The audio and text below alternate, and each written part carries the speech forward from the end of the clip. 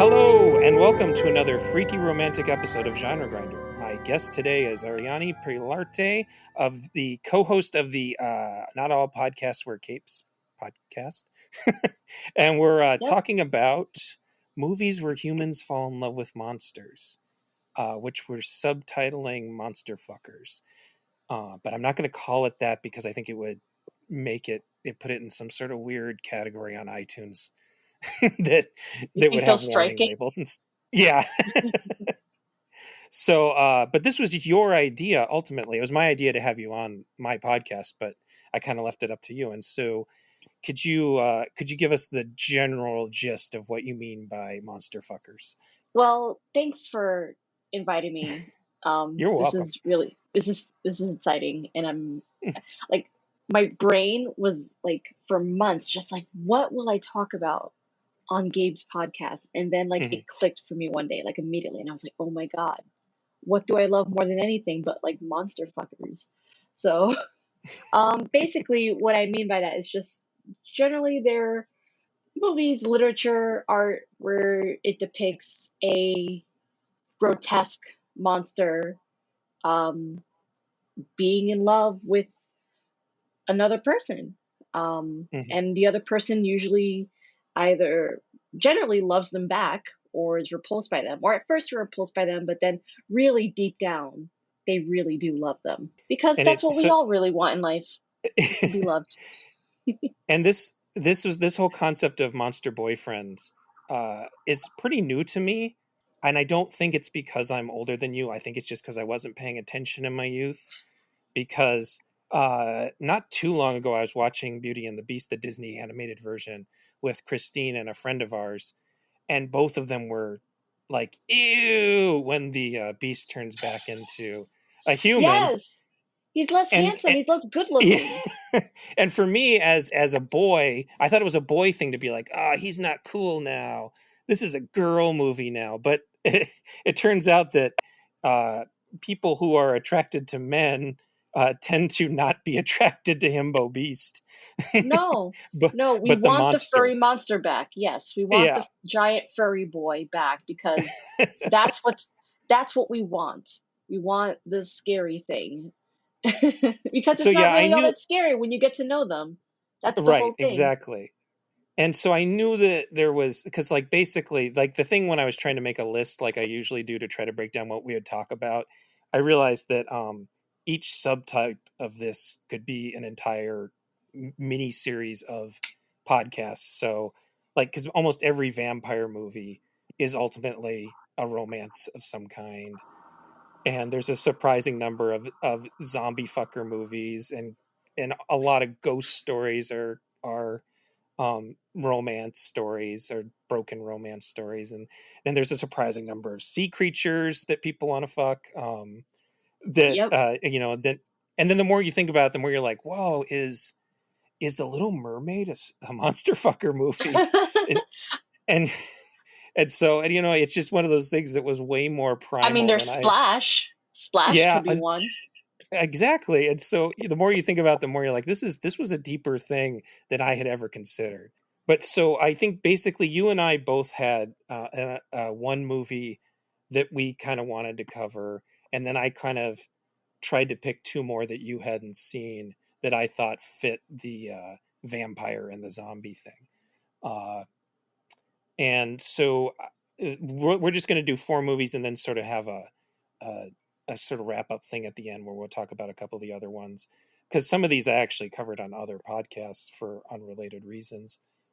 But so going in chronological order like usual, we're going to start with 1987's Near Dark, which is directed by Kathryn Bigelow, and mostly famous for being a sort of bleak western southern fried vampire movie that happens to star like half the cast of Aliens.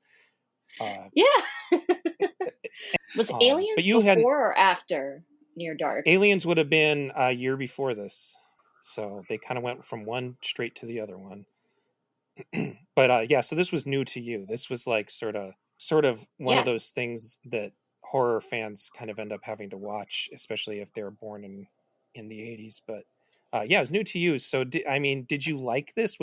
Did this fit what you were expecting out of a romantic monster movie? For sure. And I love this. I love this so much. I loved Bill Paxton as always. He's Mm-hmm. so good at being smarmy just all the time. Mm-hmm. Just like whenever you need somebody to be like a smarmy creep, just put Bill Paxton in there. Um but I did really enjoy the movie, and I'm I'm used to like talking about like monster boyfriends, but not so much Right. monster girlfriends. Um and thinking about it too, like when we're going through like the different types of monsters, like ghosts and vampires and stuff like that, it's just like there's kind of a little subgenre of like robots, and most of the time they put women in that Mm-hmm. category. Like there's always female robots, but in this case it's a female vampire going Mm-hmm. after a himbo cowboy, Yeah. as I call him, because I was just like, I the whole time I was just like, it's himbo cowboy Caleb, like. Yeah. So Caleb I Colton. really enjoy. Yes. He's Adrian Pasdar, who I only otherwise know from that horrible Heroes TV show. I never watched Heroes, but No, I don't bother. good for him that he got he. And he falls in love with well, it's kind of funny because he falls in love in that because it's sort of a Romeo and Juliet thing, is the basic. A lot of these boil down to Romeo and Juliet with blank, like how we called all action movies for a while Die Hard in a blank. A lot of these Yes, monster movies are Romeo and Juliet with a blank. Um, with a and, monster, yeah, with a vampire, with a Frankenstein forbidden love with a tragic ending. It's usually how it yeah. goes. And so in this case, he has like a very like an ultimate like, oh, I already love this girl after meeting her for like a single evening. That maybe they never say if they have some sort of glamoring powers or something. Maybe May, played by Jenny Wright, has glamored him, but she ends up biting him and not killing him, so he becomes one of them. And most of the movie is about him sort of being indoctrinated into her redneck vampire family, who are kind of like they're like road traveling rednecks, and that aren't accepting him because he's a human, but also like he's helpful, but he doesn't want to kill anybody. Most of the movies that or his single father and little sister trying to find him and redeem him. That's pretty much the bulk. So that's where the Romeo and Juliet part comes in. So May's family is played by Lance Henriksen, who's he says that he was a fighter for the South, so he's very old, and Yeah. he's the patriarch. And then Jeanette Goldstein, who is not Hispanic, it turns out. No, she fooled a whole generation of people into into thinking she into was, thinking but into alas. Vasquez, and she's the matriarch. And then Bill Paxton is this sort of older brother, goofball kind of guy, and then there's a kid played by Joshua John Miller, who's it's never really implied how old he is, but he's like stuck. It's like Kirsten Dunst in Interview with the Vampire, where he's kind of stuck in little kid mode, but he's actually ancient. Lance Henriksen even calls him old man at one point. But the basic thrust is this sort of him trying to join the family, and then his family trying to get him back to the good human side. As as a family is supposed to do. Want their Yeah, son back. and it actually has a happy ending, unlike Romeo and Juliet, or reasonably happy. Whereas you As would just happy as it can expect, get in these types of movies. yeah, they unvampire them pretty easily. Can't believe no one never thought to do this before. How quickly the dad figures out how to unvampire someone. It's just a blood transfusion. But one of the things, it's a Kathryn Bigelow movie too, and so she's one of only two women that's won an Oscar, and she's really known for her action movies, specifically Point Break Point Break. with Kim. Yeah, but this is more like her early stuff has a kind of cool mellow vibe to it, where just things are kind of being moody, and the movie's kind of over before you even know it. It just sort of like one scene rolls into the next. I think she's really good at that kind of. Oh yeah, I like when I watched it, I was like, this movie moves. Like, there's no wasted time here. It's just like very punchy and very a lot of stuff happening quickly, which I appreciate because a lot of movies obviously these days tend to meander for so Mm-hmm. long because they want to include more jokes, they want to include more vibes, they want to, have big huge set pieces. And this movie definitely had like a big action set piece at the end, like the Mm-hmm. giant, truck exploding and all that, and then all the vampires catching fire, like all that was great. But I felt like it didn't like drag on unnecessarily. Like even Kathryn Bigelow's newer movies, like Zero Dark 30, felt like a million years long to me. The other thing about this movie is that there's something that I think has kind of gone away. But when I was younger, and there would be two horror movies that were basically the same idea, at least boil them down to their basic idea. So the big example is The Howling and a werewolf, American Werewolf in London, were both these kind of funny, scary werewolf movies came out the same year, and you had to like one or the other. Near Dark had another sort of a vague Romeo and Juliet with vampires that came out that was The Lost Boys by Joel Schumacher. And Which I haven't generally seen. speaking, I'm oh, you haven't? Okay, generally speaking, I think it's the more popular movie, but it's definitely a Joel Schumacher movie. and And we're which going to talk which a little we'll more about touch on that Joel later. Schumacher later. Yeah. I mean, and that one also is sort of a little. It's called Lost Boys, so it has a Peter Pan thing going on, and it's actually it's more of a homoerotic romance without saying it outright. In that case, Hmm. which is not unusual for vampire movies. There is very long, proud tradition of Oh, gay romance. yes, You especially got an interview with the vampire and yeah, lots of early pre-code um, movies had like female vampires hmm preying on other women. So all that's and pretty typical of the genre. it was very popular. I feel like sapphic vampires is its own thing. It was very popular in the 70s. Um, but it's almost like it like that's like it's subgenre all its own at this point.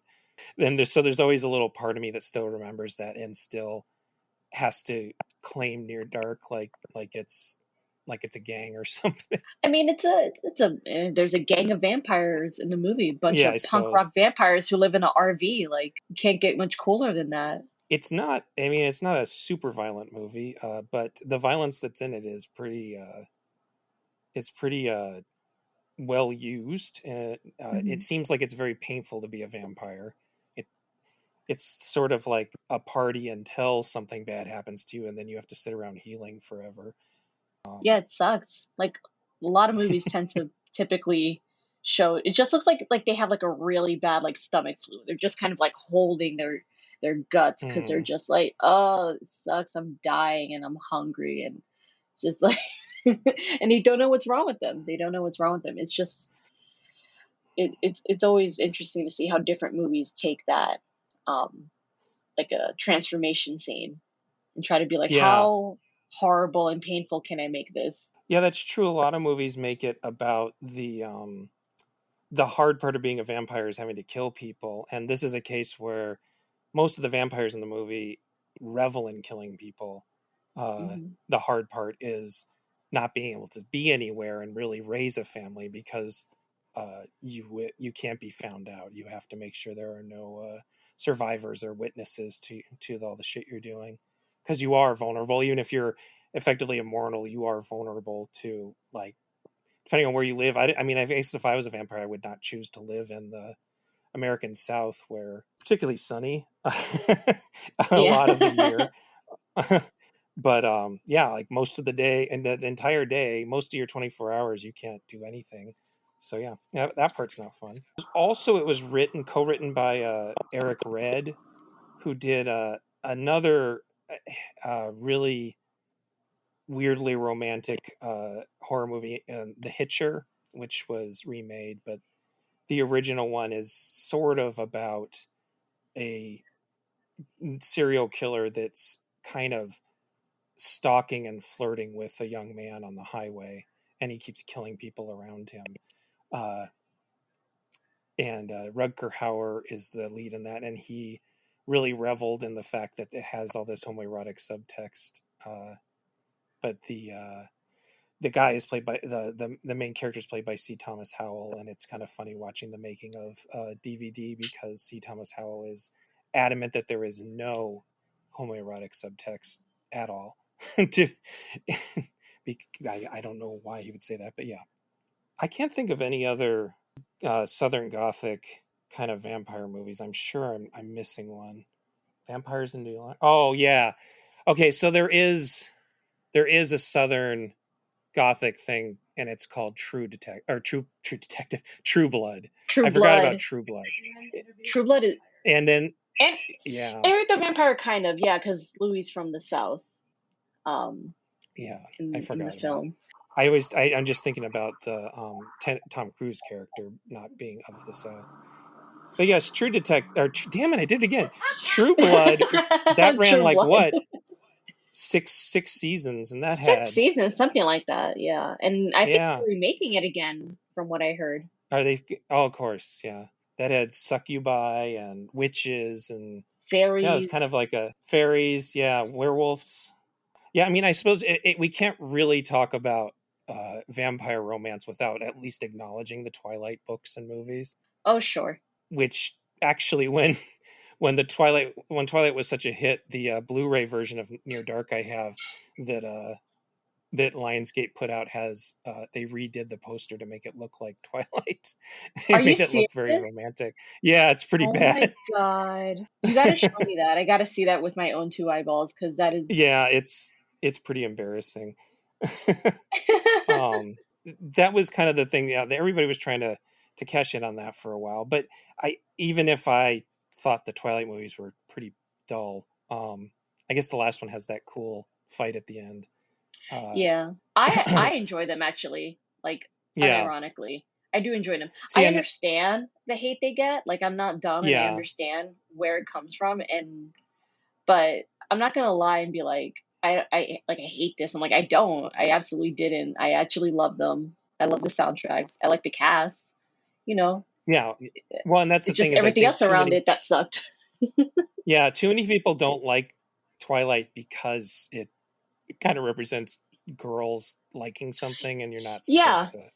exactly. And people shit on teenage girls and the things that they like, which is why I'm here to champion Yeah. teenage girls and say, no, teenage girls are right to like what they like, and they are the tastemakers of everything, typically. Yeah. I mean, I just found them kind of dull. I think that Oh, that no, was their that's biggest fair. problem is that they kind of it feels like literally fair. It feels like they made them really fast and like didn't have like a sort of visual idea in mind for most of them. And that's, I guess, the last one kind of had more going on because there was action scenes. Yeah, and they changed directors for like every movie. I think just the last two were done the same, but it was basically one movie split into 2 parts anyway. So right, which I don't know if we still do that, but that was definitely a thing for a while with any sort of popular adaptation of a book. We had to make the last one 2 movies: Harry Potter and Hunger Games and Twilight. The Hobbit, they made it into 3 movies, and it's like, why? Who said that you could do that? For what reason? Yeah, I remember when people were mad about it being turned into 2, and then it was like, oh, by the way, we're doing it. We're doing it one more time. We're splitting it in 3, and it's just like, okay, it's gonna go on forever and ever. This little kid's book. Yes. Yeah. Yeah, I don't know if I didn't count anything in any of the Lord of the Rings or Hobbit movies as monster fuckery. I feel like the monsters in those movies are pretty grotesque. I guess the Balrog's kind of sexy, but there's somebody out there for everybody. Yeah, I mean, and maybe elves count as monsters because they're not human. Oh yes. Oh, so. Orlando Bloom had a big thing in the early 2000s as Legolas. Like, everybody was all about him as Legolas. Yeah. Yeah, I remember that.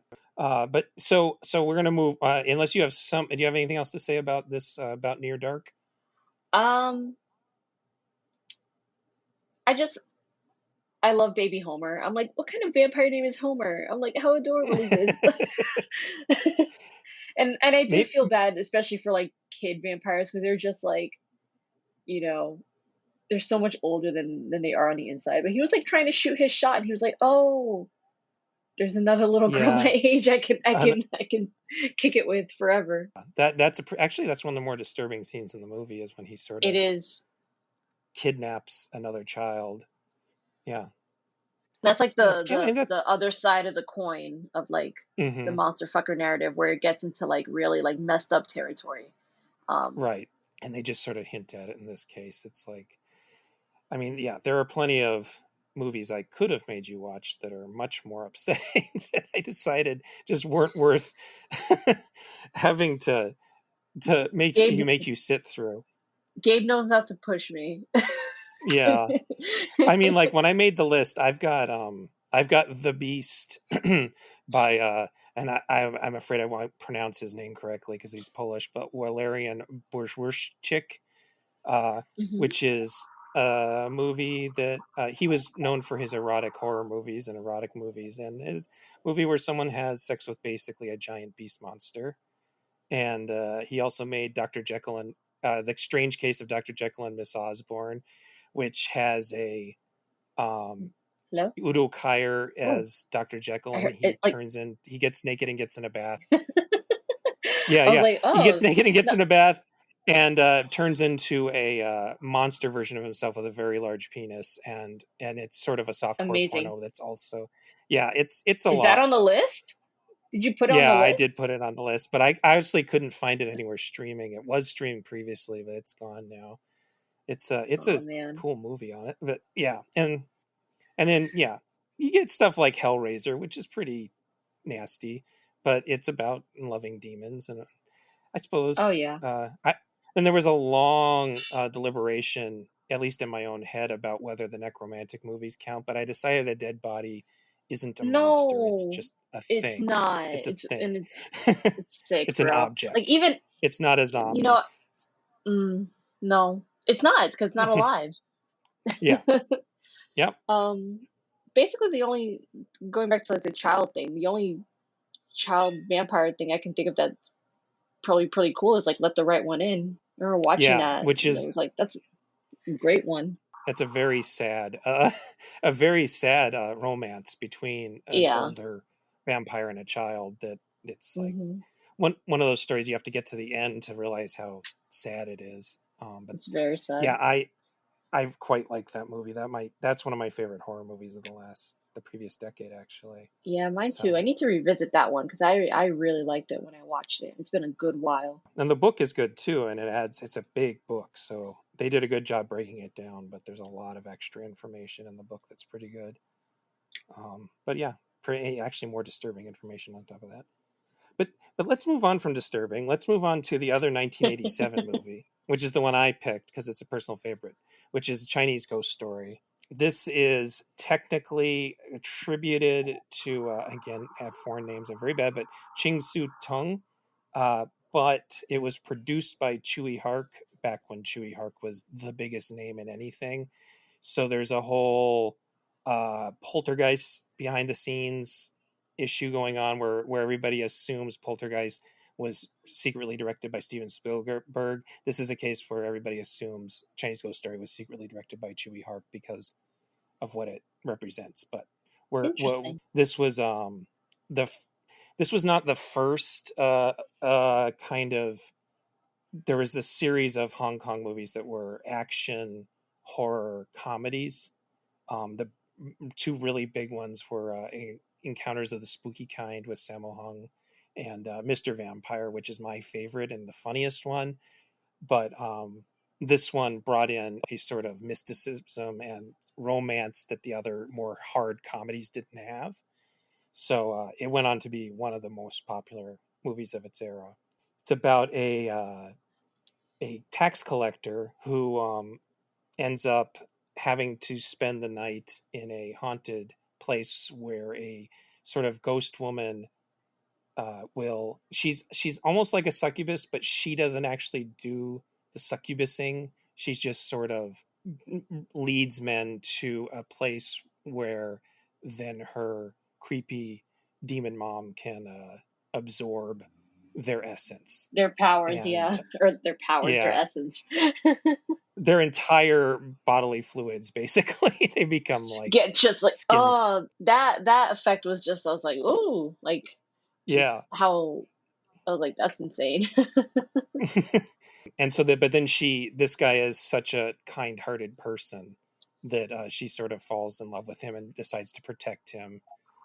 There's a Taoist priest that sort of is hunting these demons and ghosts, who is so moved by their love that he decides to help them too.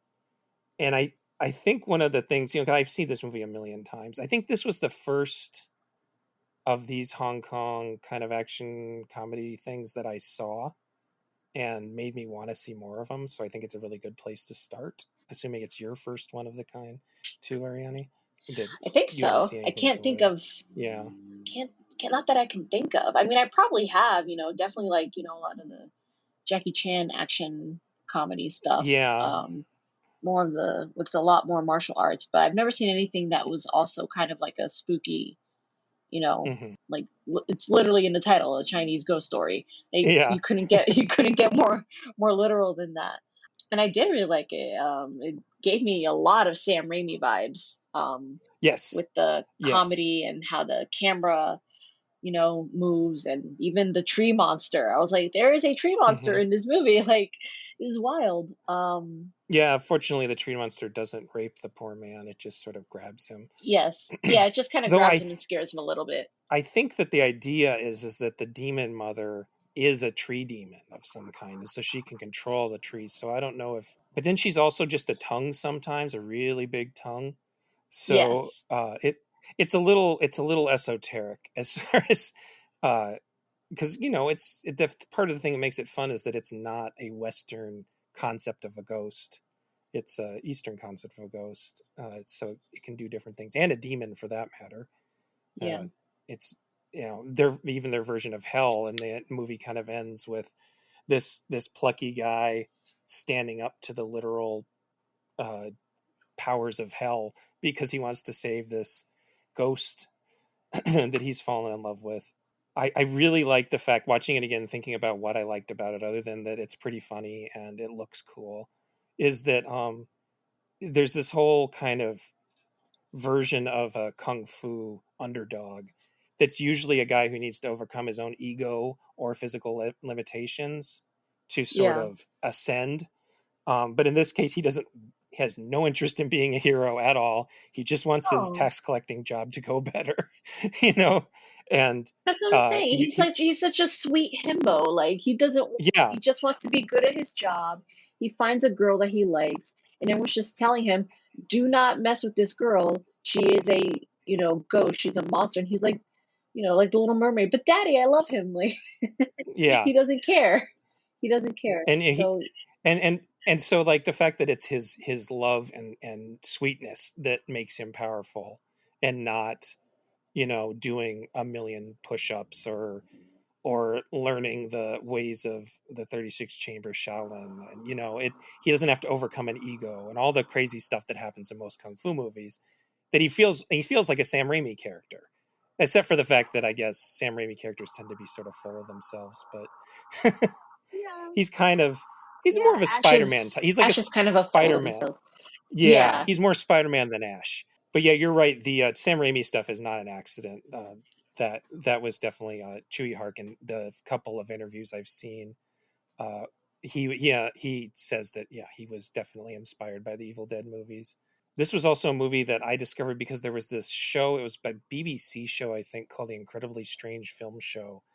And in the early 90s, they used to show it on Discovery Channel, back when Discovery Channel had like no original content, and they were always needing to look for stuff.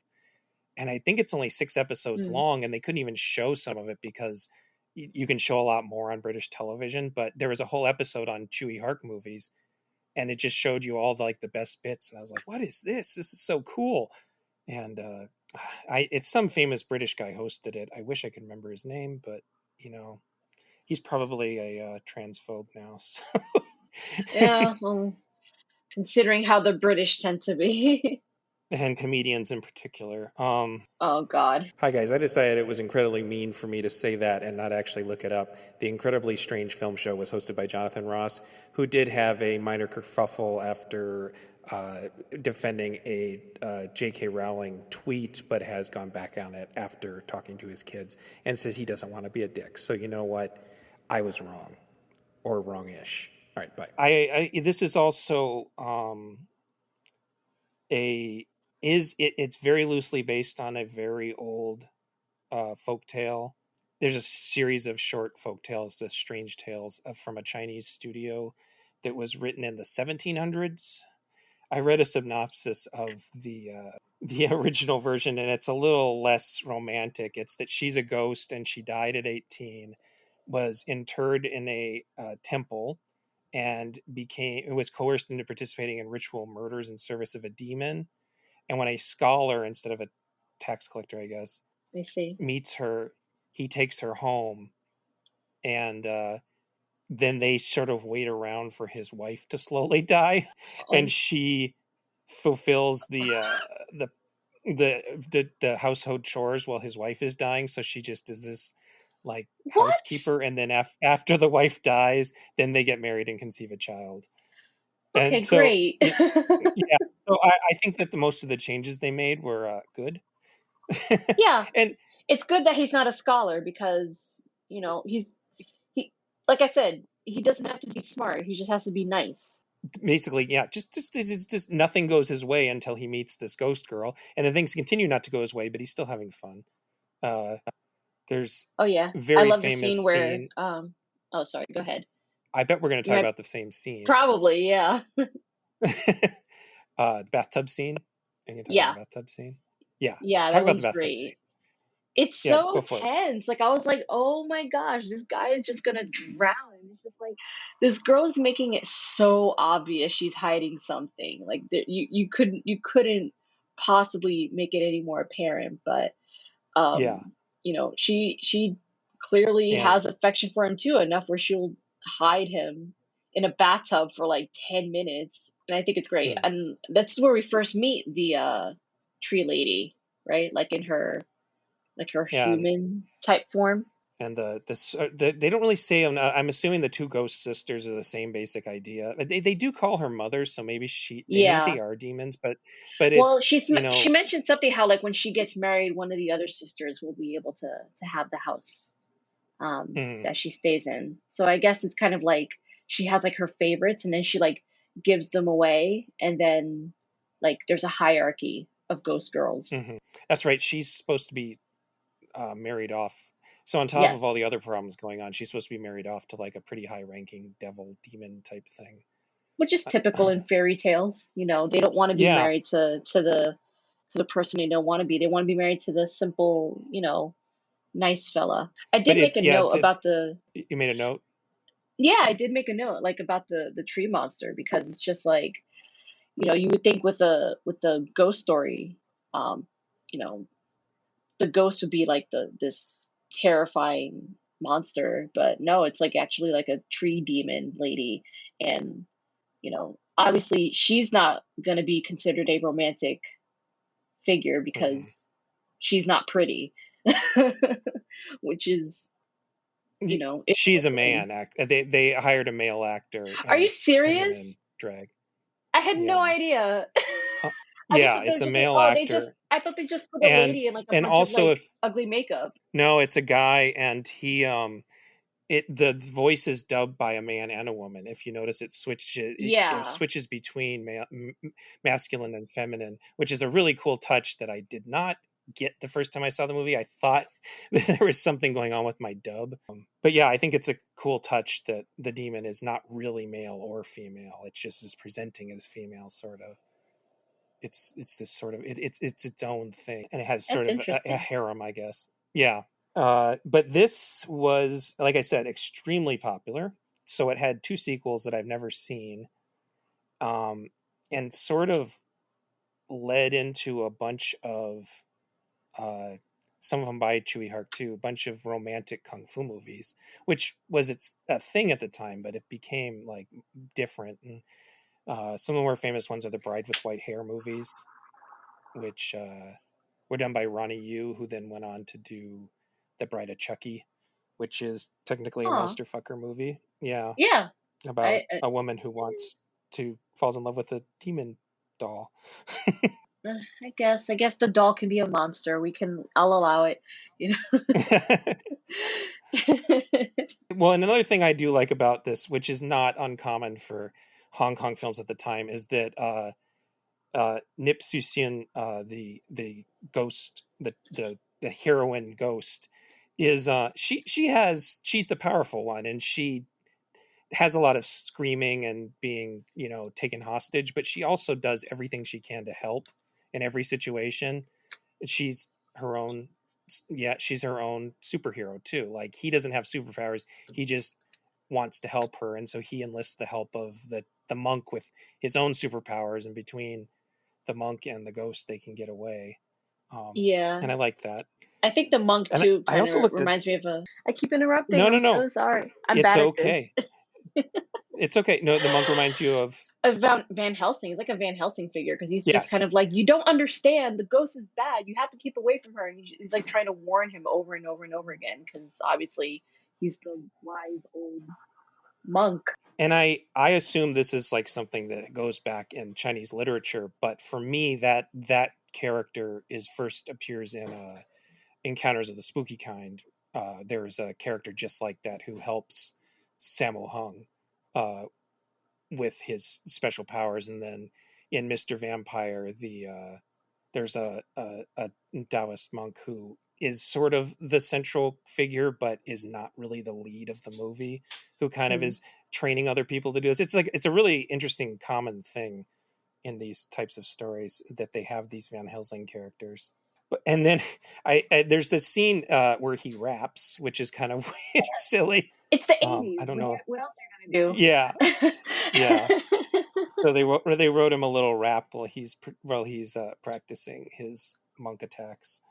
And then the one weird factoid I figured out just this recent time is that Joey Wong, who plays the ghost, she was apparently briefly a professional basketball player. But I think she's really good too once you've seen the movie more than once, because you realize the difference between her playing the part of the succubus for her mother figure, and playing the part of a demure girl for her, the men she's preying on, and then the real her that she shows to the tax collector.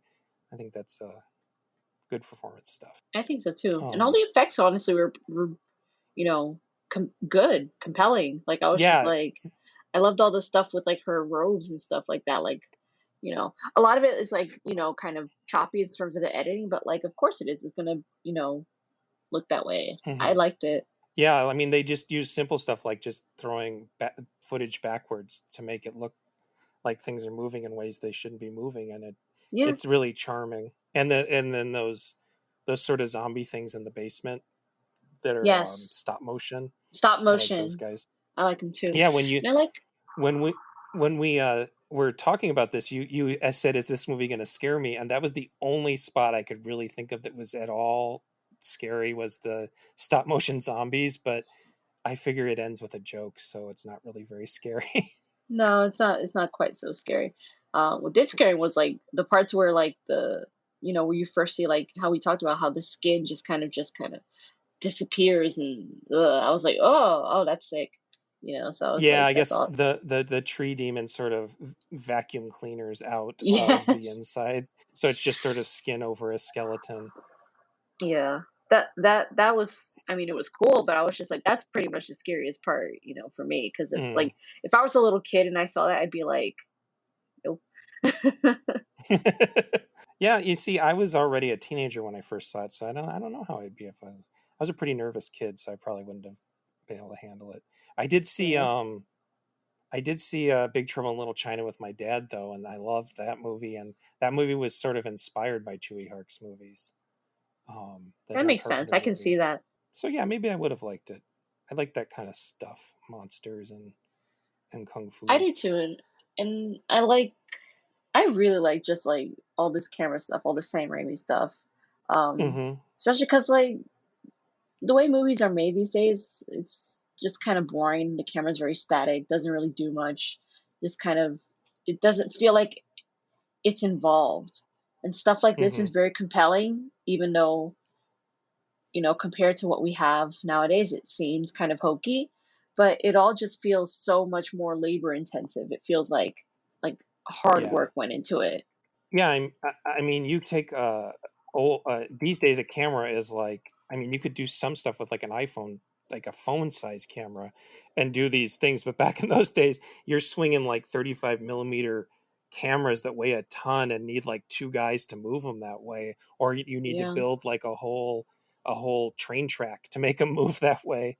Yeah, and then those Hong Kong movies, they would work people to death, man. So. Oh yeah, Uh, and they definitely don't play around with like all the stunts and all the fighting, and everything has yeah. to look a certain way. There's no cutting corners with that stuff. hmm Any other thoughts on this one before we move on to the next one? Which I don't think is, so. yeah, no? Okay. Well, then, like I said, there's a surprising number of movies about people falling in love with zombies or zombies falling in love with people. I hadn't really thought of it until I picked Return of the Living Dead 3 for us to watch, and Hmm. then started kind of looking into it, and I realized, I mean, it makes sense because zombie movies are very popular now.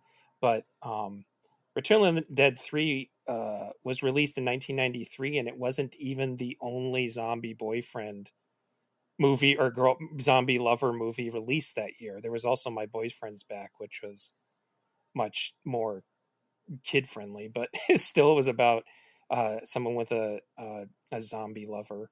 Uh, so it must have hit the zeitgeist for like a year there, and then kind of died off. And then we ended up there's movies like Fido is really cute.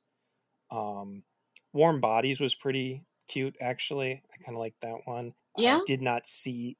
Yeah, Warm Bodies was sweet. Like I didn't see Life After Beth. that one I haven't Um, seen either. I mean, that's more than nothing. That's five movies that I did. And then there's a much earlier one called The Living Dead Girl by a French director named Jean Rollin. And Mm. Rollin was known for mostly lesbian vampire movies, like really dreamy, weird movies. And so apparently he decided to do a zombie movie too It's like, one what time, if I just one time. switch gears? Like, Something completely different. That's it. totally Yeah, different. Nothing. It's like now it's zombies. yeah. But just for one movie, and then he went right back to vampires. Uh, yes, the Living Dead Girl is the audio clip. I think it's from the American trailer in the Rob Zombie song "Living Dead Girl." From it was used in the movie Bride of Chucky. Oh my god, it's all connected. Um, anyway, so Return of the Living Dead 3 is another kind of personal favorite. It's not as good as Chinese Ghost Story, but Sure is mine. it's a sort of underrated weird little movie that was like there was a period in the mid 90s where there's all these straight to video horror movies that nobody saw, nobody ever talked about, because there was no Netflix or Hulu or Amazon to sort of just like, if you're bored at home you might just watch whatever it suggests. Like you had to go to the video store and pick something out, and who was going to pick out Return of the Living Dead 3? Back in my day, we walked Yeah. 10 miles uphill to go to the video store just to and pick we out a and crappy yeah, movie. And we had to for rewind the tape. or they would punish us. Yes, five movies for $5 for 5 days. That was how I got through Wow. college. I, it would be like, this is my whole weekend, and then I'd watch them all in a day, and I'd just shit. There goes my weekend. Um. Anyway, Return of the Living Dead 3. You asked, do I need to see parts 1 and 2?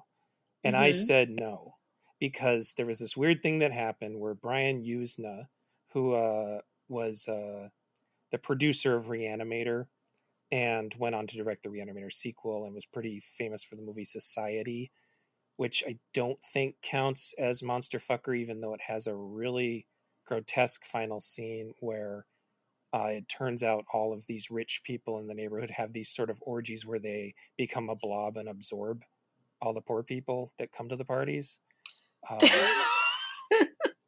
I So wish you could see my it's a face pretty right famous now, scene. like, bro. It's a lot of movie to sit through to get to that part, but it is. Did you ever see Slither, the James Yes, Gunn movie? I Slither did. definitely took the ending of Slither is sort of taken from that. Like he Oh said my that he was god. inspired by Society. So Society, yeah. But I decided it wasn't really Monster Fucker. But he's into that idea because the Reanimator sequel, Bride of Reanimator, is all about monster sex, and Reanimator's about zombies that want to have sex with humans, and From Beyond is about people who want to experience the greatest sex ever and end up getting sucked into an alternate dimension where everything is blobby and and your body and someone else's body can't be separated. And so he's definitely into that idea. But then in this weird little period in the 90s, he bought the rights to Silent Night, Deadly Night, and Return the Living Dead to make two movies that were completely unrelated. He just wanted the name recognition, I guess. So Silent Night, Deadly Night 4 has nothing to do with the other Silent Night, Deadly Night movies. Return to Living Dead 3, the only thing it has in common with one is the idea that there are these vats that the government has put zombies in, and that zombies cannot die. Even if you shoot them in the head, no matter what you do, you can't kill them, so they have to just house them in vats to keep them away from people. And that's pretty much the only connection it has to the other And two movies. So and they explained that pretty the quickly. They idea get it out of here the is way. that, They I mean, it stands on its own, right? It's like you don't have to yeah, see a for whole sure. movie about that idea. Yeah. No, not at all. Um, They're very efficient with how they kind of make that clear to the audience. and so this movie is there's a undercover government military thing to there's two kind of warring initiatives. One is a thing that is shoots these zombies in the head and freezes them, and then you can unfreeze them on a war zone and tear people up, and then refreeze them. And the other is you put metal exoskeletons on them. Both these sound like terrible ideas to the audience, of course, because zombies just make more zombies. I don't know how you fix any of that problem. I don't know how you release zombies that eat people and make more zombies and then expect that to It be a sounds like something like an idea they just kind of like like they're like, what if we do this? What if we put it like they're like, oh, that's gonna look cool. Like it was just like something that looks cool. It sounds like yeah. what they wanted to do. It And doesn't it have to felt make like, sense. in the 1990s, the military was bored enough to try something like this. And so there's the just totally underwhelming boy who's and his super awesome rad goth girlfriend, and his dad is the kind of guy in charge of the brain freezing thing. And so they go watch the demonstration, and they're like, wow, oh my god, I can't believe zombies exist. And then they have a motorcycle accident, and the girl dies, and he stupidly takes her back to resurrect her, and then everything goes to shit, and they go on the lam. Do you remember And the so note I again, it's sent a you when I was watching? yeah. Tell the note you sent me. I was literally just watching this and I was just like, no hospital, only Frankenstein gas. Because it's just like, Yes. why? He doesn't think to take her to a doctor or nothing like that. He was just like, I'll bring her back from the dead using this stuff that we just saw. Even though they literally saw a zombie come back from the dead, not get properly frozen, and eat two people and create two more zombies. What could possibly go wrong? But at the same time, if I was as unappealing as that boy and that girl loved me, I might be willing to risk Armageddon to bring her back from the dead. I get it. You're Because like, I understand. because yeah, it's like God. He is just. I mean, I'm positive that they hired him because he was supposed to be a handsome actor. And I don't really necessarily blame the actor, but he just spends the whole movie going, "Oh no." Yes, it's literally it's like, and it's not even like in a cute himbo way. He's just kind of like, "You idiot, you dumbass! Like, what is Yeah. wrong with you? Like, do something smart for once." And he's just kind of whining and just kind of like, "I can't believe my life." And it's just like, you can't really. So yeah, I totally get that. uh the cool girlfriend who becomes zombie girlfriend is played by Melinda Clark, who this was like ideal for me. I didn't see it in 93. I probably saw it, I was probably in high school, so 95, 96. But Melinda Clark, I had a huge crush on Melinda Clark. I can't remember what TV show she was on, but I remember she was in the movie Spawn as the special ops woman who murders Al Simmons before, and then he becomes Spawn. She was on the OC. Oh, the OC. So I didn't actually watch the OC, but I definitely saw the ads for the OC. I don't Anyway, watch the OC, but I also only saw the ads for the OC.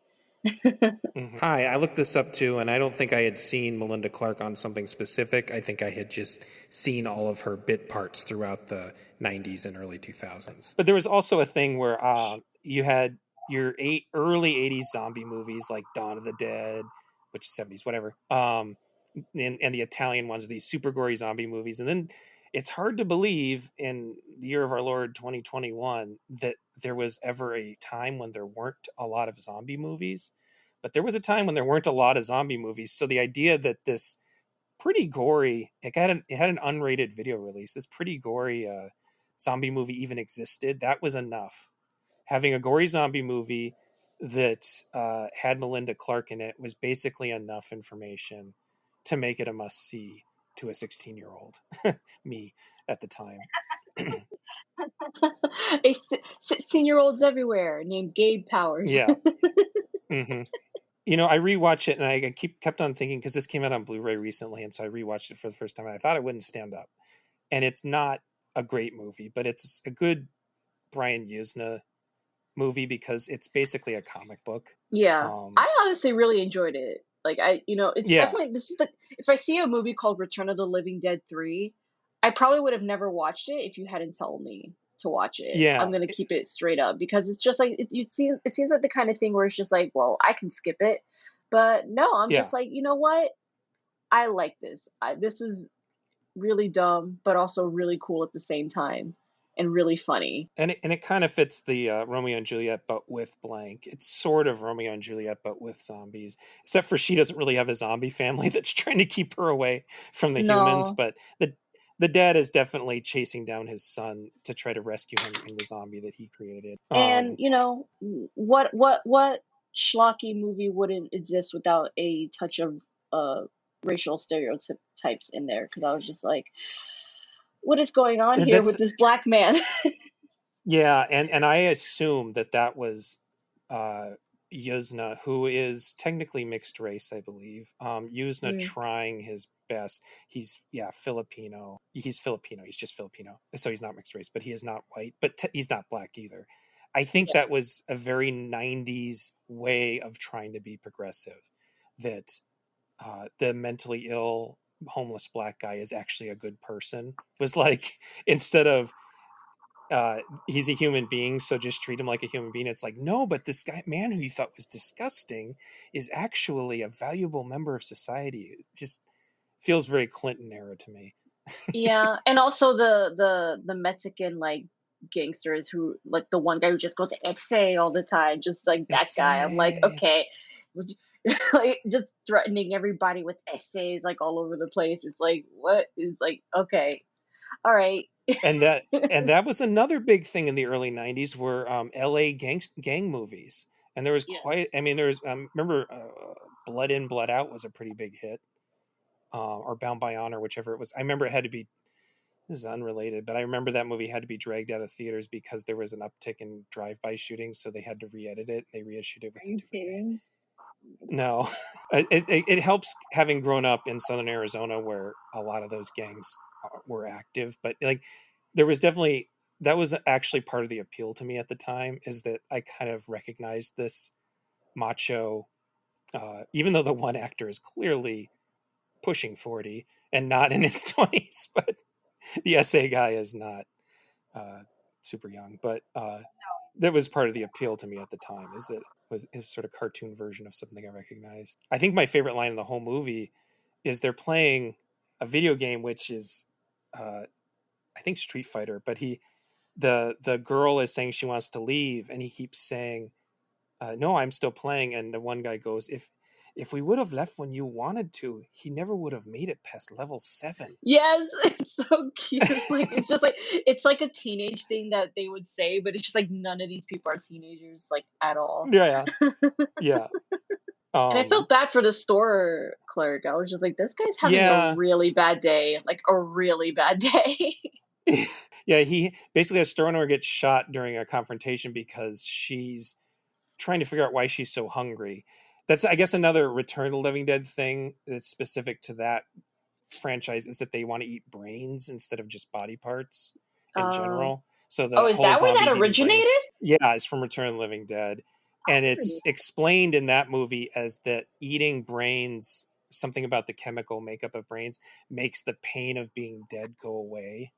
I see. Which is, and that movie's mostly a comedy, but that's a really dark, sad thing, that these zombies are self-aware and constantly in pain, and that's why they're killing people, not because they're being driven by instinct or because they're malevolent, but because they're in just horrible pain all the time. And I guess this movie does an interesting thing with that, where she's basically self-mutilating to refocus herself, um which is just an excuse to show gory special effects and get her naked, but Yeah, pretty uh, much. is an interesting idea. And I'm sure in the back of their heads they were thinking about cutters. Teenagers that were cutters was like a new news thing back in the mid 90s, early 90s. Like, so I'm sure that they had that in mind. And then one other thing about the poor, so yeah, there's a confrontation and the store owner gets shot, and they agree to, if he lets them use their car, his van, uh, they'll take him to the hospital. And then the cops show up and he wants to go with them. They're like, it's too late, we got to go and we got to run. And I think that there's one moment of political uh, statement in that the cops shoot the first time she ever eats brains is because the cops shoot the innocent store owner, that they're not even asking questions, they're just chasing down this car that's fleeing, and there's a man in the back seat asking for help, and they just shoot him. Yeah. No questions asked. And I don't think that was coincidence. They could have shot his brains out. The gangsters could have shot his brains out, but they No, they created a had the situation where the police. cops did it. And we're not very far separated from Rodney King at this point either. So I'm No. almost positive that was a And very also how purposeful. ineffectual the military is as a whole. Yes, Like yes, they're so bad at their jobs. Their mm-hmm, zombie killing thing is a gun that has to be plugged into a wall or something, and it only mm-hmm. takes one bullet at a time. And I'm just like, And then what is this? it doesn't even really work. It No, like it wears doesn't off work. too quickly. And then the movie ends with this like thing that feels like should have happened in Return of the Living Dead 4. It feels like the movie comes to a natural end, and then there's this whole extra set piece where she's been captured and he's okay, and he sees that all the zombies, including the Riverman, are being fitted with these exoskeletons and used for war, and he decides to free them. Even as a zombie, the Riverman is a nice guy. I know. He is. It's an ill-advised magical black man thing, for sure, which was very popular at the time. I'm sure. Yeah. Uh, but yeah. So the military is not even efficient enough to not have a teenager who is just part of a breach wandering around and creating a second breach. And yeah, I mean, it ends on a cool scene. I like the sort of puppet effects that they use for Riverman's limbs. They get shot off, but he can still move because he has the exoskeleton on. So it's like hands not attached to anything but metal Yeah. bars moving on their own accord. It's a cool effect. All of that, yeah, all of A that lot of looks the insane. a lot of the movie, and then this is like another level, like we were talking about this effects in Chinese Ghost Story. This is like a different level of effects, where this was a time when makeup effects were going really far, and this movie didn't have a lot of money, but it still had enough to make some pretty convincing gross out stuff. But it still has this cartoony slant to it that I always kind of like, kind of rubbery. Mm-hmm. I don't think it's particularly disturbing myself. That, but it's emotionally kind of sweet, and It yeah, is, and if I could stomach it, anybody can. Because yeah, I have a low tolerance mostly for that sort of thing. But hmm I've slowly been like testing the waters of that. Like I've seen Hellraisers, I've seen The Fly. hmm Uh, and yeah. some parts get difficult for me, but other parts I'm just kind of like, okay, that wasn't so bad. Yeah. Well, the other zombie movie that was released just before it that was a big deal was Dead Alive, which was called Brain Dead by going back to The Hobbit by Peter Jackson. Oh And yeah. that one just endeavored to be the goriest movie of all time, and it's a comedy, Ugh. and it's actually a really cute love story between two humans during all of this gory carnage. But the gore is so gross that I just can't suggest, I can't recommend it to people unless I know that they're like cool with fake violence. You know, Ew. it's just it's just so Oh, consistently icky. I'll watch it and then let you know how that goes. Okay. So, I don't know, do you have any other things to talk about on this particular movie? I have one note that I took that I forgot that I Cool. took it, but now that I see it, it made me laugh. Where I wrote, "This dumbass boyfriend really brought her back to life just so she can watch him fail at being a musician."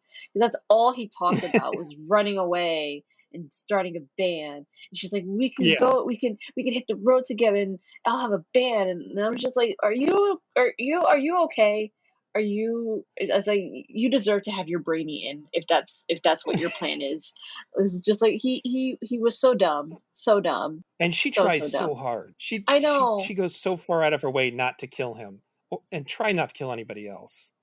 Yeah, Um she really just is kind of like doomed to this life of like pain because this boy just mhm, loved her so much, which is I get it's very sweet. He's so devoted, but it's just like mhm. it's like your choices were made here and none of them good. I do think that it leaves room for more movies about the apocalypse beginning because teenagers made really stupid decisions. Yeah. Like, I like the idea that one stupid decision that a teenager made could bring the end of humanity, and that needs to be a thing in more apocalyptic stories. I suppose this one doesn't necessarily end apocalyptically, but I guess another thing that happens in the first two Return of the Living Deads is that they try to drop nuclear bombs, and all it does is just dissipate the dead people into rain and just create more dead people.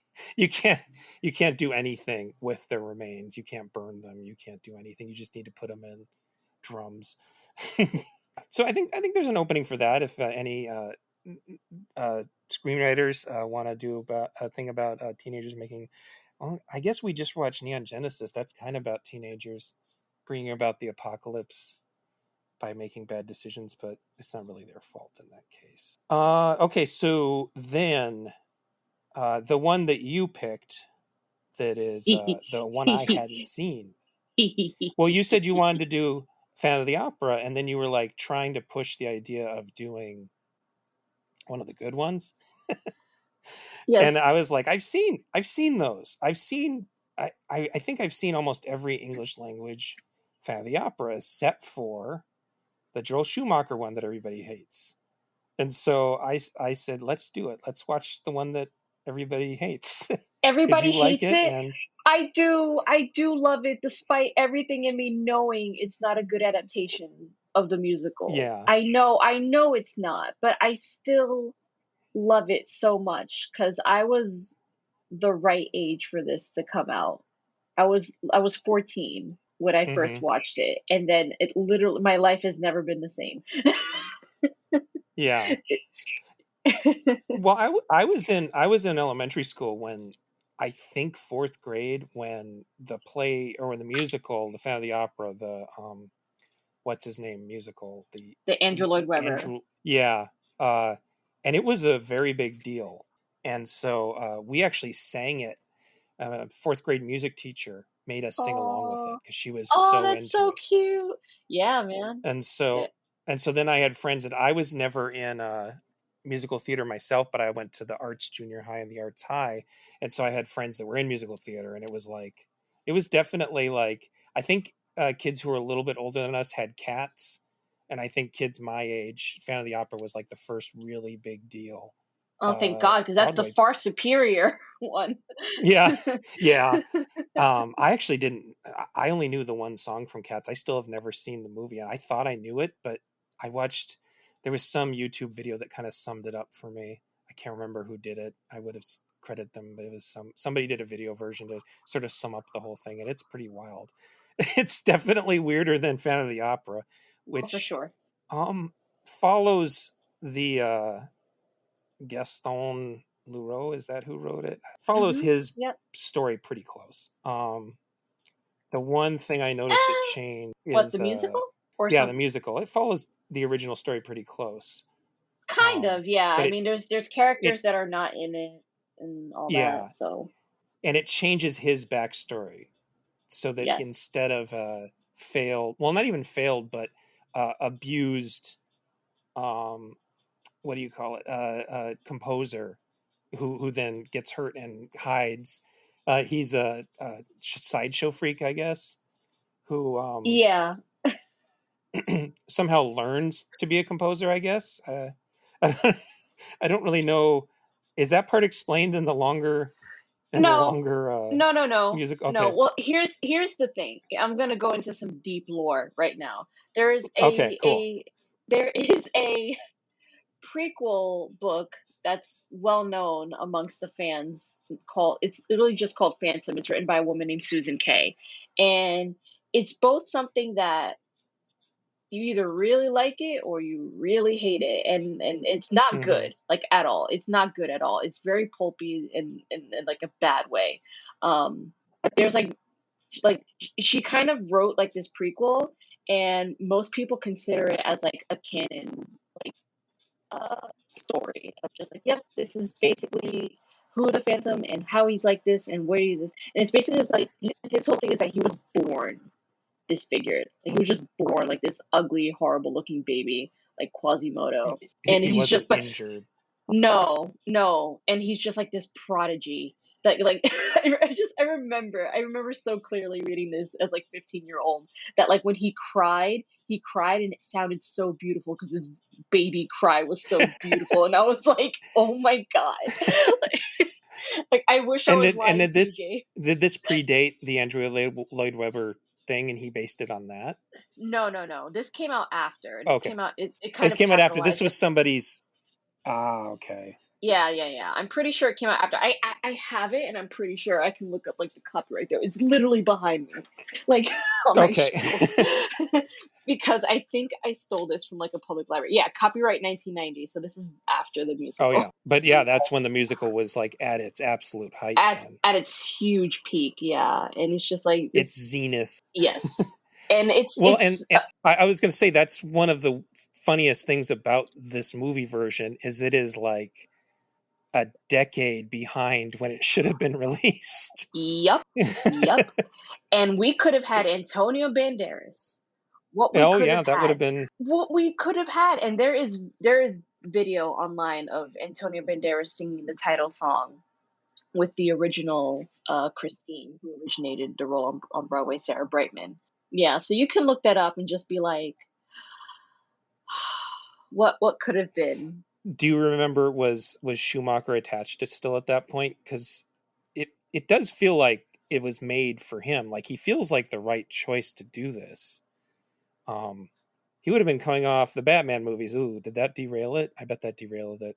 Maybe, I didn't think of maybe. that. I don't know who was attached to direct it.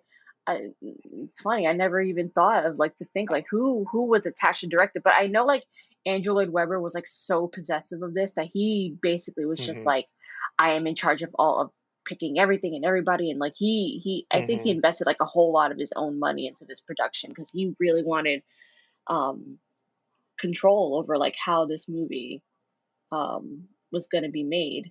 I mean, yeah, again, I think Schumacher is the right guy for the thing for the job, but Oh yeah, 1995 Joel Schumacher not would have been the yes, I perfect guy for the agree. job. Yeah, even if it leads into the ridiculousness, because Hmm. and Those I are the feel best like this. parts. Yeah, The sillier and excuse me, but gayer this movie is, the better yeah, it is. Anytime it gets too involved in the real drama of the musical, it's is when it doesn't work, I think. and not to you know you know minimize. This is a very melodramatic musical, Hmm. like super melodramatic. Um, Yeah. but I think it definitely has, there's definitely a queer aspect to someone who is, reviled and hides and hates himself Hmm. and just wants to be loved. Uh, I think there's definitely a lot of like queer relatability to that sort of Hmm. thing.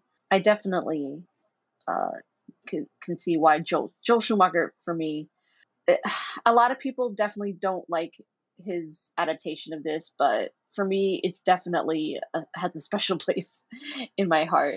Well, You know, he directs it a lot like, I mean, speaking of being kind of out of date, he directs it like those Michael Bay Meatloaf music videos of the mid 90s. It feels like I Would Do Anything for Love a lot of the time, with yeah, like a million Dutch angles and really diffused lighting and soft focus and stuff. It's almost like he's doing an impression of early Michael Bay instead of kind of being his own guy. I think the yeah, opening is the most successful Schumacher part. I think that the sort of introduction to the playhouse. Well, I shouldn't say the opening. The opening, the flashback structure is quite bad. Um, but once we get into the oh, the movie framing device proper, freaking sucks. God, ugh, it's amazing how bad the old age makeup is. it's really bad. It's it took me off guard. I was like, this is a multi-million-dollar film, and this just looks awful. They look like people It, with crap on their face. they're melting, absolutely. Hmm. But even as far as like the cool like Dutch angle stuff, like the like you say the meatloaf type of stuff that Joel Schumacher does. That's kind of like Michael Bay. Hmm. He also has some really crappy shots that I think Hmm. just kind of like ruined the mystique of it and just kind of ruined like the one that everybody makes fun of a lot is when we like are first introduced to the Phantom, like the camera just like um zooms in through like the cracks of like the theater and then you see the top of his head. It's just like, what is that? Like, what are we doing here? Is this okay? Is this our introduction to the monster? Just the top of his wig, of his head? Just like, all right, Yeah. I guess if that's what you want to do, fine. Like, it's just like I mean, it mm, it's also clear that the stage performance sequences are the best too to me. When it's really about like the play within a play, the musical within the musical. Those yeah, all look really good because they're being approached more like how you would approach a musical and how you would frame. I mean, they go behind this the curtain and stuff, but it still is a little more contained in this sort of interesting way. I liked a lot of those shots. yeah. Um, I definitely agree. I can agree with that for sure. at the same time, I see this was nominated for best cinematography, and I don't think it should have No, absolutely not. been. It must have been a slow year. Let's I chalk it mean, up to yeah, that. they're like, we have to give it something, don't we? Yeah. Hey, we had um, Beyonce singing the song that was nominated for Best Original Song at the Oscars. So I was like, hmm. you know what? I'll take it. This is probably the most prestige we'll ever get with this movie is that Beyonce got to sing Yeah. a song. Well, and I should say, we can't really talk about it without talking about how miscast Gerard Butler is. Um, Yeah. but before I really talk about, okay, actually, I will talk about that. For me, um, I didn't like Mamma Mia or Les Mis like at all. The more recent Les Mis, I should say, You I don't thought they like were Mamma actually kind of Mia? terrible.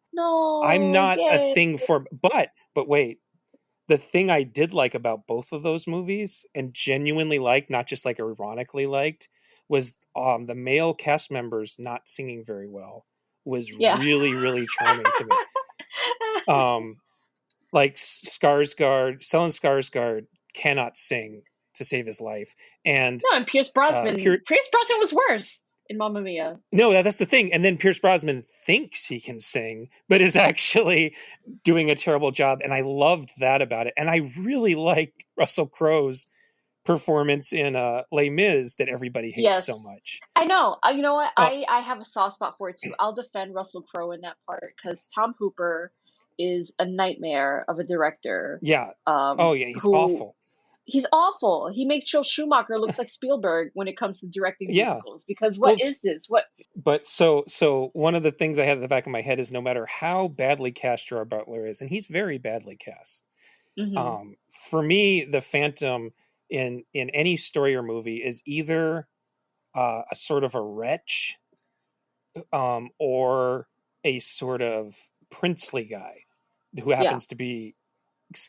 But you pick someone like Gerard Butler, and you get this sort of football hooligan who. He's like he's trying to cover his Scottish accent, so even when he's acting weird. He moves his arms so much in such weird ways that it looks like he's doing semaphore, like he's trying to make planes and come into land correctly, but he's Oh lost my the God. lights. Like he's just doing all this stuff with it. He has no idea, and he's not directed well either. He has No. I think they're trying to make him swashbuckly, but it's just like we know that he can be like he can be sexy. I mean, Gerard Butler's been sexy in movies before, but it's like the He's played total. Dracula. He keeps playing Yeah. monsters. Oh, that's right. And that's how he got the job, apparently. Is That makes somebody sense. really liked him in that. That makes sense. I think I can see it. yeah, but it's just like he's just so wrong for the part, but then at the same time, I was more interested in him failing than I was in Patrick Wilson and Emmy Rossum doing perfect, graceful singing. They're both very good singers, and They they're are. both good at being dramatic in the way that you would in a play. But then they're like almost like too good for the movie. So then I start to be like, well, when are we going to hear Butler shout in his Scottish accent again? Kind of waiting to get back to that part. Emmy Rossum, as nice as And, she sounds in the movie, she's also kind of miscast for me because she was like 16 when they were filming this yeah, movie. she does She look was. really. She's I way actually too really like young her. I like her in the play within the play when she gets recast as the as the boy. I guess boy. she's supposed to. Yeah, Yeah, I think she's actually really charming right there. But she's yeah, she great. doesn't quite It's not work that she's as the not bad. It's just princess. that she's so young for this part, and like Mm-hmm.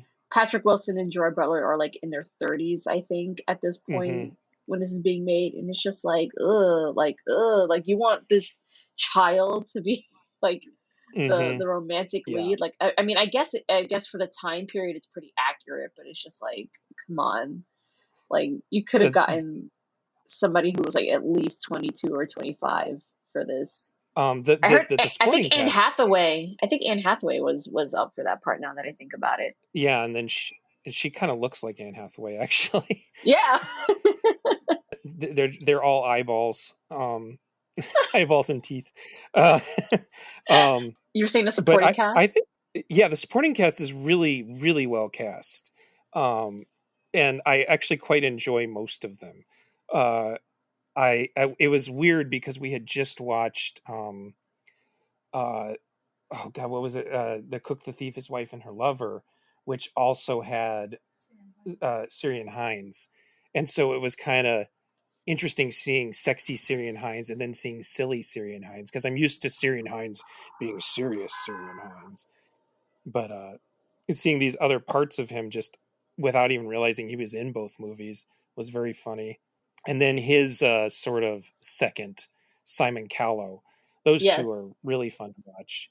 And then Minnie Driver is Is just the the best. MVP. She Yeah. she she understood the assignment as Yes. everyone's saying today. Like Well, and she. that's the best role, honestly, in Mhm. almost unless you're counting the Phantom himself and you're doing something interesting with him in that story, the diva is probably the best role because you don't have to be there for very much of it, and you get to just be a dickhead to everybody Yeah, and yeah. really over the top. And yeah, it's a great role. And then I think Miranda Richardson is the one who fit what Schumacher was doing the best, where she had just a little bit of camp, but then was also filling the serious side that he was trying to do. I feel like she was like the one actor who was specific. Like if everybody was doing her thing, it might have been a better movie. But instead, you kind of have everybody doing a bunch of shit all at once, and it just feels like noise. Minnie Driver and Syrian Hines, it's they're comedic fodder, but like everybody else, I think that Miranda Richardson is probably the normal MVP of the Yeah, for picture. sure. I mean, I've always said that Phantom kind of lives and dies with who's playing the leads, particularly the Phantom. Mm-hmm. And if you fumble on that, everything else just kind of falls apart because he is the monster. You know, there's a Mm-hmm. reason. This is basically like my lead-in, besides Beauty and the Beast, to like the monster fucker genre. Mm-hmm. Especially Yeah. because a lot of these monsters are like Byronic types, and Mm-hmm. this fits the Byronic hero to like a T, like literally. And Yeah. that's why there's this appeal for it. And there is no appeal here. There's nothing really monstrous here. Like he's not scary. He's not No. scary. And when we get the reveal, it looks like he just has like a little burn mark. Like there's like I'm like Yeah. it's not grotesque, it's not upsetting, there's nothing there to emphasize this man is a monster other than like he kills people sometimes and kidnaps people, Yeah. and it's just like that's not monstrous, that's just being a creep. It's just like there's more Yeah. to this character than just being a creep. You're supposed to pity him, you're supposed to feel bad for him, and the whole time you're just kind of like this guy sucks, man. Like Well, I as someone I really like the silent film version, but that movie runs into the creep problem too, where you yeah. never particularly like the Phantom. um, and so does the Universal one that came out in the 50s. I actually quite like the Hammer one that came out in the 60s by Terence Fisher. I think that Herbert Lom makes a really good. It's not the musical version, of course, but Yeah. he makes a good Phantom who's threatening, but also like he has the Byronic thing going on where he's sort of like you get why someone would fall for him.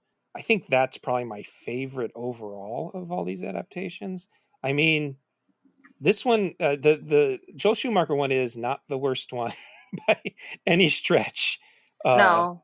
I mean, we got Phantom of the Mall, which is pretty bad. Uh, you Everybody loves got Phantom of the Paradise, though. Fahrenheit of Paradise is great, and that's a really. I mean, that's my that if we're counting that, that's my favorite because that's just a really interesting way to deal with it, and it's like the most '70s movie, in a very good way, like a way that I bet felt dated in the '80s, but now feels perfect. Um, and then I'm going to say Dario Argento, and people are going to think I'm talking about Phantom of the Opera, but Dario Argento's opera takes the bones of this story and turns it into a murder mystery that kind Mm. of falls apart at the end, but it's still an interesting idea about a up and coming diva who replaces another diva after an accident, and how someone is murdering people around in her orbit. People are being murdered, and she keeps being forced to watch as her friends are murdered. But then there's Dario Argento's Phantom of the Opera, which is the first really awful movie he ever made.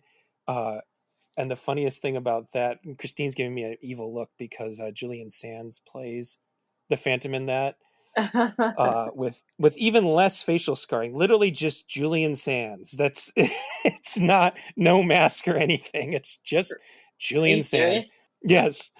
The funny thing about that movie is it really seems like Argento watched Batman Returns, which has the Joker origin where the Joker's deformed baby and his parents throw him in the sewer and he's raised by sewer penguins. Um, Pretend I said the Penguin and not the Joker there, because the Penguin is the one in Batman Returns. This is just people threw their deformed baby in the sewer, and he's raised by rats, and so the Phantom has just been raised by rats. Is the big difference in Dario Argento's horrible version Amazing. of the story? Yeah. Have you seen the Robert Englund version? Yes, and then that one's kind of cool because he wanted to make Phantom of the Opera, and they wanted to make a slasher movie because he was Freddy Krueger. Yes. And so they have this really elaborate time travel contrivance. Yeah, I remember that make because I've it modern. seen that one. Yeah, yeah, it's just ridiculous.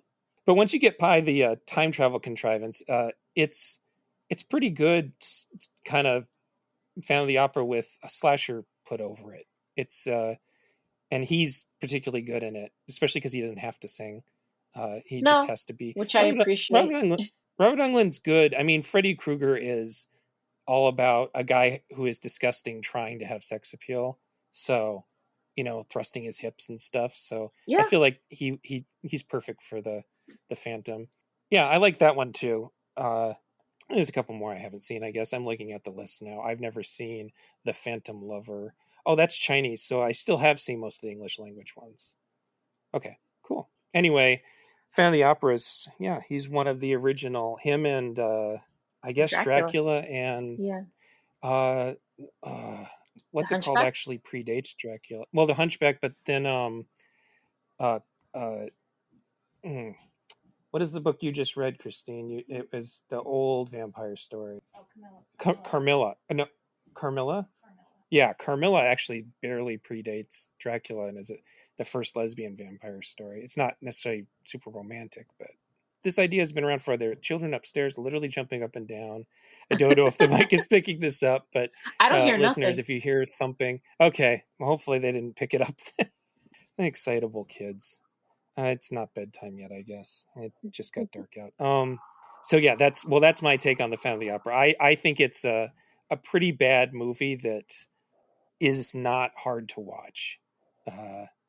It's 2.5 hours long, or 2 hours and 20 minutes, and it does not feel that long. That was my biggest fear going into it. Was I saw the runtime and I was like, oh. Well, as long as I don't have to apologize for having you watch it, because I do love it in its own way, but like I said, all the time I'm just like, I'm sorry, like. Yeah. Yeah. Well, I feel like I should watch the. Isn't there like a Royal Albert Hall recording of it? Yes. I feel like definitely I should watch one of those, because those have like the two like fan favorites of who've performed Phantom and Christine. It's Ramin Carmilou and the other girl whose name I can't remember right now, but those are the faves. And I also should send you Norm Lewis. He was the first Black Phantom on Broadway. There's like a recording of him singing Music of the Night on YouTube, like a professional one, and if like seeing him sing it versus like what we got, you're kind of like, what the hell, and even the stage makeup of like the reveal of like his face, like you're just kind of like, well, why didn't we get that? Why didn't we get like a skull reveal? Like why didn't we get like they could have done like Harvey Dent in The Dark Knight. Like it literally could have been that grotesque and it would have been understandable. And instead, my man just needed like, some ointment on his face, like some sunblock. Like, yeah. It's like they didn't even like hire I mean, between that and the old makeup, the aged makeup and the bookends, it seems like they just they forgot to have a budget for makeup effects. No, and it's just kind of like, now that you say, I gotta be like, who did the makeup on this? Like, I need to know. Because I'm sure they were nominated for an Oscar because the cinematographer was. But yeah, that's my baby's first phantom fucker, monster fucker, actually, because it meant a lot to me as a little 14-year-old. But yeah, we could have gotten better. I've actually seen a comparison online of some of the different Broadway ones singing a line and then Gerard Butler singing the same line. that I Oh my found very God. funny. Like the Something high about like note that he's supposed to say hell and it just goes hell. oh Yeah. exactly what you're talking about. Yeah. Poor guy. Yeah. I'm sure he thought that, maybe he thought they were going to auto tune him. That was a thing at the time. They might have. Who knows? Who knows? Oh but, God, it was even worse. So yeah, those are the 4 movies we watched. We were gonna squeeze in Guillermo del Toro's The Shape of Water, but kind of just ran out of time. But that's probably the only Oscar-winning monster fucker movie, and it is definitely one that does not. There's monster fucking involved. It's not just love making. Like we don't see most of it, but we understand the mechanics of it. Yeah, there's a cute scene where she kind of explains how all that works. How the parts work, yeah. Yeah, it's really funny. And I guess another thing we didn't cover would have been, well, I guess Del Toro in general. Yeah, I think that the 2 Hellboy movies have a lot of that. Which I haven't seen myself, but I know they definitely have aspects of that for sure. Yeah, I just assumed that Shape of Water must have been, at some point, he must have had, because I remember the Abe Sapien character, who's even played by Doug Jones, is a different fish man. I know he was going to have more to do in a Hellboy 3, so I'm wondering if Shape of Water is sort of came out of the unreleased Hellboy 3 or unmade Hellboy 3 and Creature from the Black Lagoons that were never actually shot. If Del Toro just sort of reshuffled those scripts and made Oscar magic out of it. And then another one, we were talking about cartoons or kids movies, I should say, is that a lot of Hayao Miyazaki's movies have a sort of even if it's just platonic love between a creature and a human. It's pretty much all of them have something like that. Yeah, like a friendship between this giant like creature, just wanted to be friends with like this little human. I would say like Howl's Moving Castle is the most Byronic of those, because he's like a bird man and who's always moody. And then Spirited Away has a dragon man, and Ponyo has a fish girl. Yeah, they all kind of got that going on. So he's really into that idea.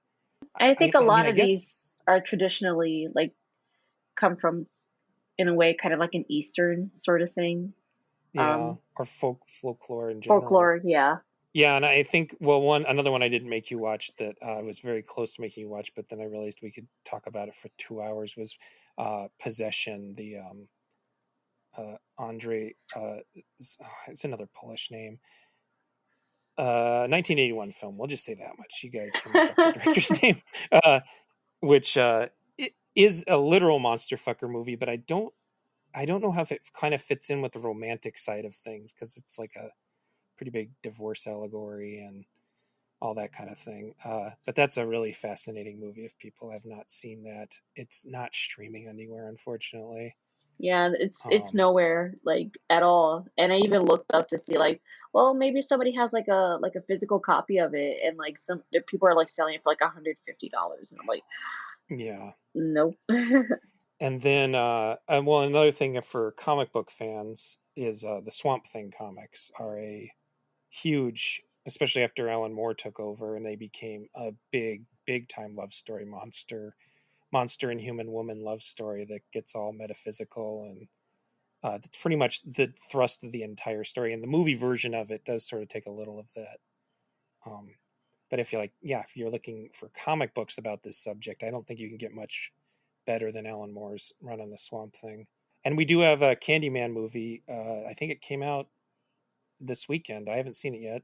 that I don't know how much romance is involved with the new one, but there's the first two definitely are all about monster seducing humans, so Yeah, so that fits as well.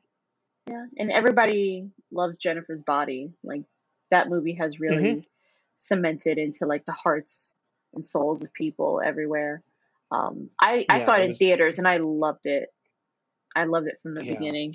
it was very badly received, and then sort of I don't people know picked up on why. it. I don't get it. I literally don't because I'm like, I that was so awesome. I saw it on Blu-ray, and by the time I saw it, I think that things were already turning around. I think it was just the theatrical release, and I think it was unfortunately a lot because Megan Fox had her name dragged through the dirt after the Transformers movies. Yeah, I Um, guess a part of that, and I think a lot of people too kind of like were turned off by the way Diablo Cody writes dialogue.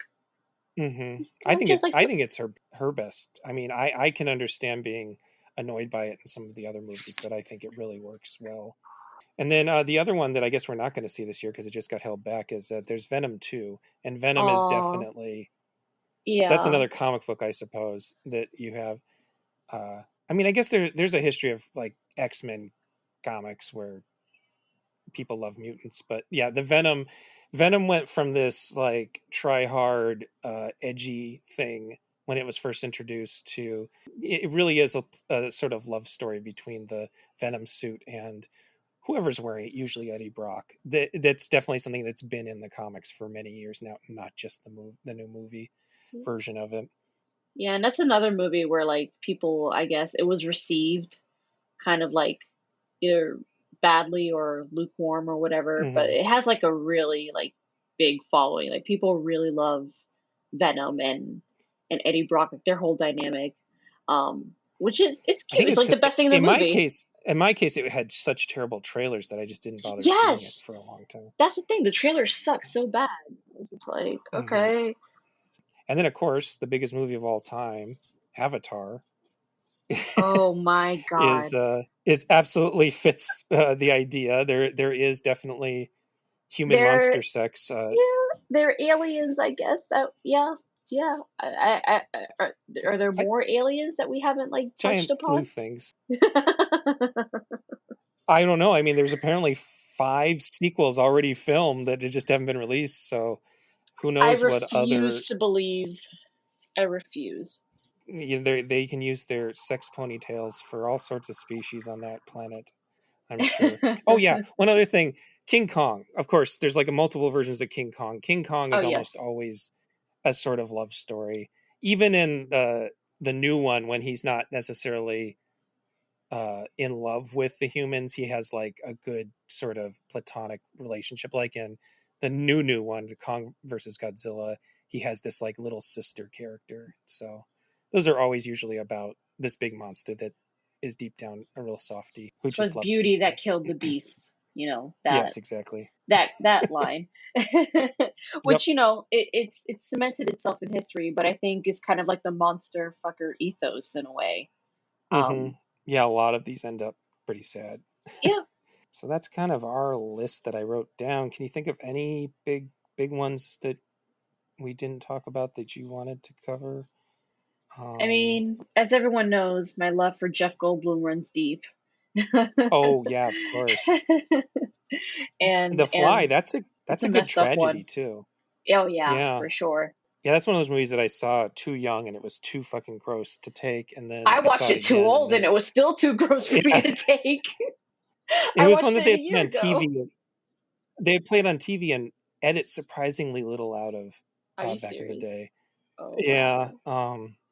But then I saw it when I was older, and then it was just so sad. Yeah, I could do a whole separate thing at being someone who's gone through the medical procedures I've gone through.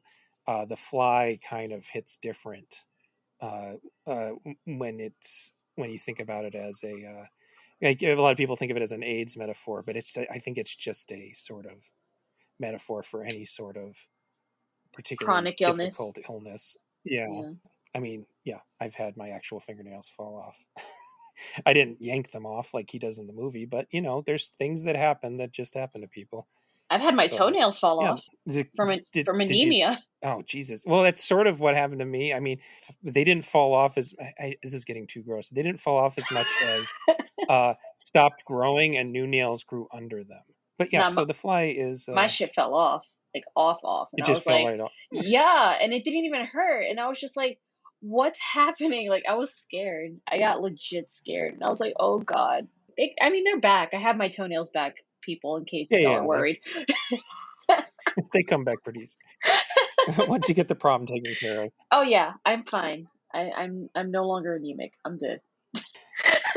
But yeah, the fly is like an extra level of that. Of body it's so horror. sad.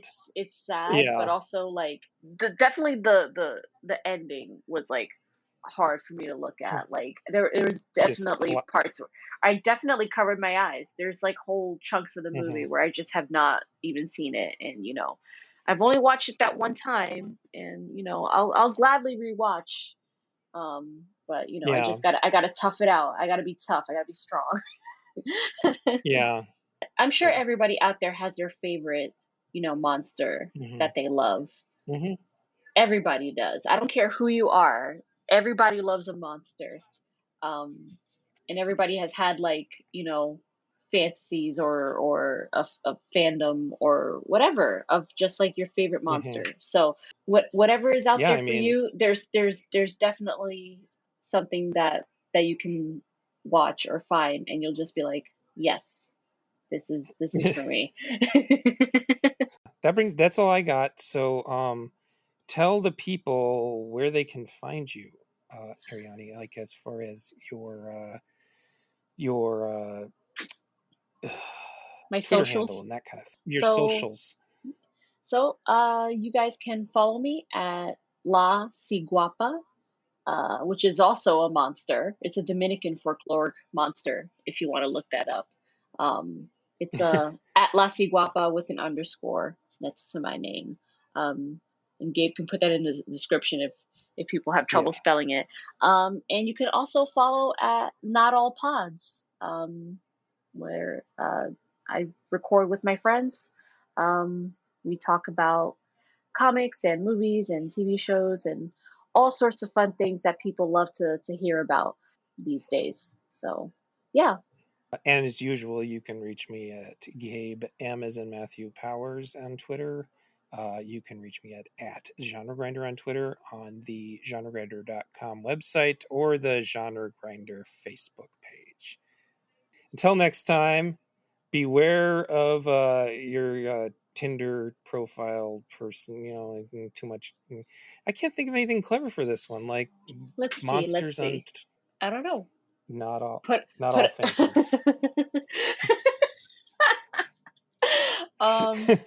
Maybe a little phantom joke, maybe a little music of the night joke. Yeah. Oh yeah, keep making that music of the night. There we go. And of course, Black Lives Matter. Thank you, Arianny, and thank you all for listening. Goodbye. Bye. Oh. In sleep he sang to me, in dreams he came. That voice which calls to me